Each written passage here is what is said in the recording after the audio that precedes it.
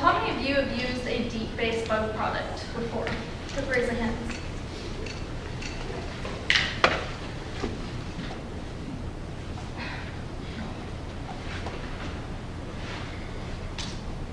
And how many of you enjoy spraying that in your face? Quick raise of hands. No one, right. And I'm sure we've all experienced the leak-proof bottle that leaves messes like this, shown above. And let's face it, traditional bug sprays leave oily residues that are hard to wash off, especially when we're in the outdoors. And DEET smells terrible, and it makes you smell even worse. You may even be wondering, is DEET even safe? Well, it's been proven to be bad for the environment and bad for you and your health. Let's face it, would you use a plastic solvent, something that's used to clean headlights, on your skin? Probably not. This is why you need a solution. This is why you need BugBanish Freshening Repellant. My name is Kat Allison, and I'm in charge of label development, advertisement, and packaging. My name is Erin McLaughlin. I'm the chief scientist behind this product. And I'm Chris Barr. I'm in numbers and business planning. And we're here to talk to you today about our product. So BugBanish is better, faster, and cheaper than the competition, and we do this by encompassing 3 aspects. So we're safer for you, we're safer for the environment, and we combine a 2-in-1 product with deodorizing properties. The bottom line is that we do more than traditional bug sprays. So who cares? Well, our main target market is going to be hikers and backpackers, those in their 20s and 30s, typically outdoorsmen. But we're also targeting those Pinterest moms and families.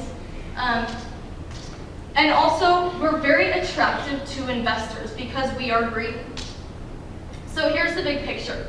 BugBanish Freshening Repellant tackles global environmental issues by putting you first, whether you're a consumer or an investor. And we do this by making it easy to be green with our biodegradable, non-toxic ingredients, our easy to reuse and recycle packaging. All you have to do is invest in us and join the green movement.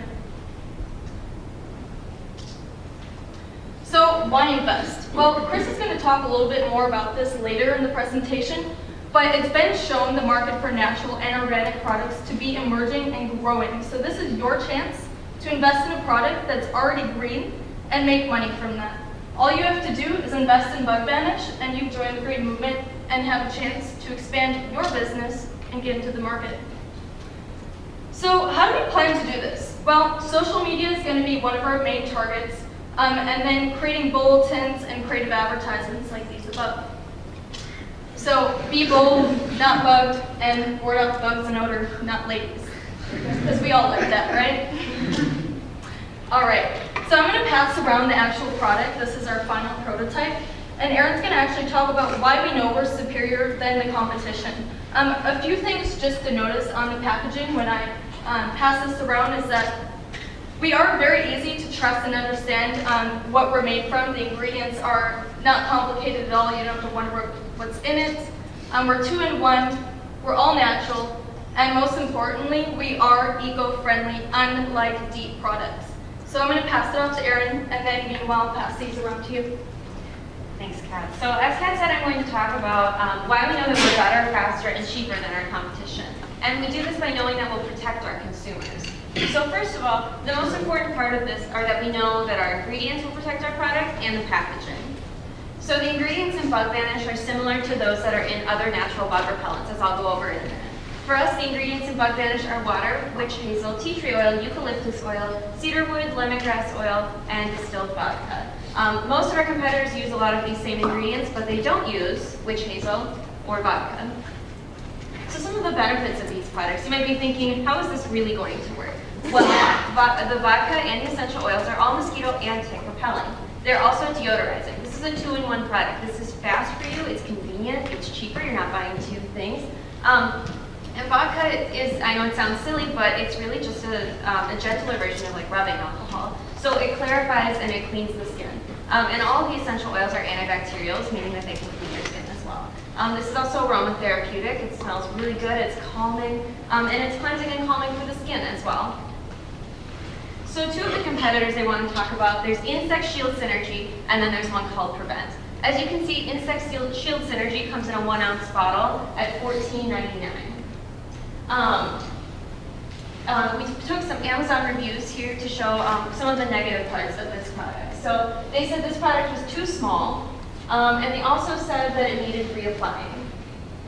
Prevent comes in a 4-ounce bottle at $19.95. One of the biggest complaints about this was that it doesn't spray in a mist like it should. It sprays in a stream. So Zach, you have our product right now. Could you give it a spray? So you can see it comes out in a really nice mist.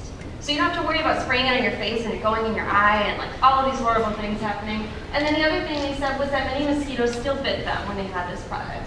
So maybe their ingredients weren't quite right. Maybe they didn't quite know what they were doing.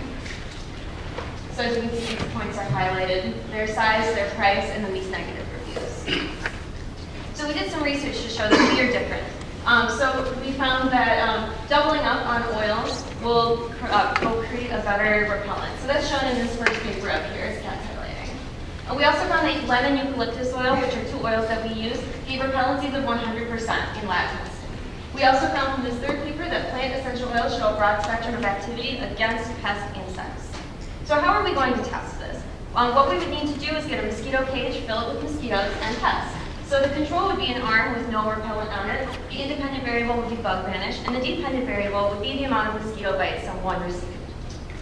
So another thing that we talked about is how important our packaging is. How do we know that this packaging is really the way to go? We talked about the spray, but now I'm going to talk about amber glass. So we did some research and looked at some papers and saw that amber glass prevents against deterioration from sunlight in these first 2.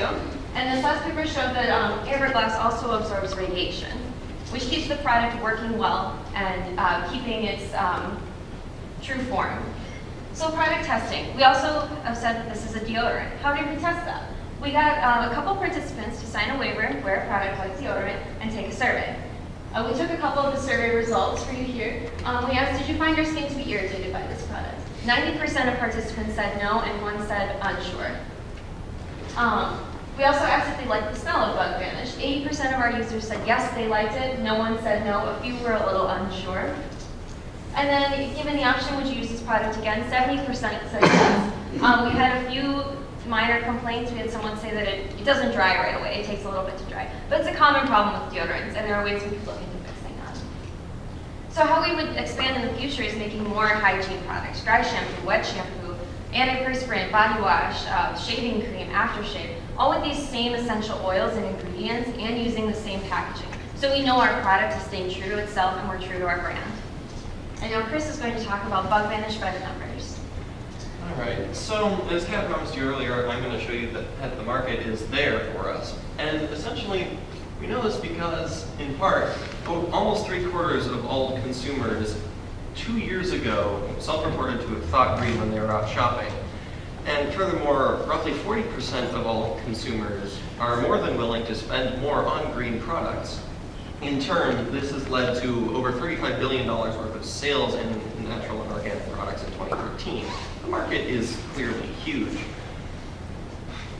So we've already discussed a little the sort of competition in the natural sectors, but there are also the deep-based repellents, or the harsher chemical variants. And these are broadly marketed by Off and Avon. They're both big companies, but we figure we can compete with them for 2 reasons. Firstly, they're far too committed to their chemical products. If they stray away from them, it gives them less credibility and in turn gives us more. And furthermore, their products are expensive, between $10 and $20 retail. Comparatively, we are not. I'll show you in a minute. So then, we establish ourselves through 2 ways. As Kat showed you, we have some advertisements that will be running on various social media platforms. But also, there are hundreds, if not thousands, of very prominent, popular health and wellness blogs, such as the one I have up here, known as Wellness Mama. And these people are very well known amongst their readers as early adopters, and they're highly trusted. And if we get 1 or 2 good reviews from people like this, it gives us a lot of credibility. Once people know about our product, we'll be selling on places like Etsy and Amazon, which have large and very active user bases. And if we get into them and become popular, that only helps us grow. So I mentioned that we're cheaper.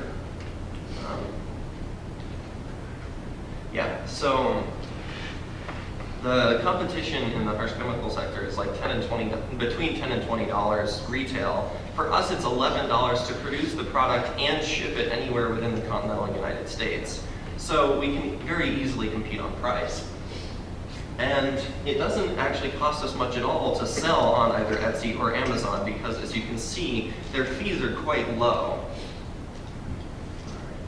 So in the future, there are really two options once this operation gets bigger. Either we can partner with someone who already sells essential oils and simply provide them with the branding, but until we get into negotiations, we won't know exactly how much that's going to cost.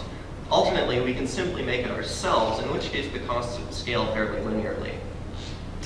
And now to finish this off, I'll hand it back to Kat. So we would like to say a quick thank you, especially to our mentor, Pete Schuster, who's the CEO at Neuromics in Minneapolis. And then also to Adam Columbos, who was our professor and mentor as well. And then I'd like to give a personal thanks to Danny Card, who showed me how to use Photoshop and create the lovely label that you've all seen. So once again, we are BugBanish, Freshening Repellant. Not only are we better, faster, and cheaper than the competition, we're better for the earth and we're better for you. Thank you for your time.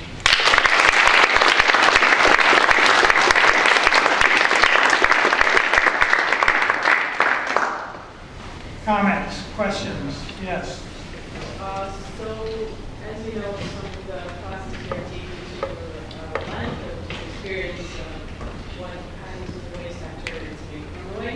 And they said that a lot of plastic caps have to go to landfill because they cannot be recycled. So I just wanted to give you guys maybe you can change that in order to make it more environmentally friendly.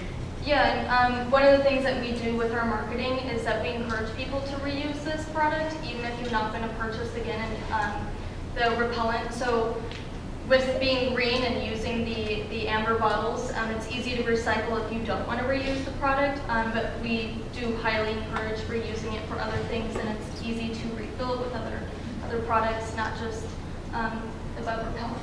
Also, as someone had mentioned when we presented a few times ago, that, and it's something we thought about in our expansion, that we could make, like, you could sell this in bulk, and then you could refill your little bottle if you're going on a trip or something like that. So yeah, we would vastly encourage reusing and recycling of our products in our market. Any other comments, questions, suggestions? Yes. I was curious why you wanted the target market to be 20 to 30-year-olds. Like, I love hiking. Well, that's just one of our most obvious markets. I think a lot of people who are adventurous and go outdoors that would do, I guess, long backpacking trips would be very interested in using the product. But we are also targeting families and those who want to keep their children safe, because I know that DEET is probably something that a lot of mothers and fathers are concerned about using on small children. So that's definitely another target market. I think that's just kind of the two differentiated markets that we're targeting. Let's thank this team.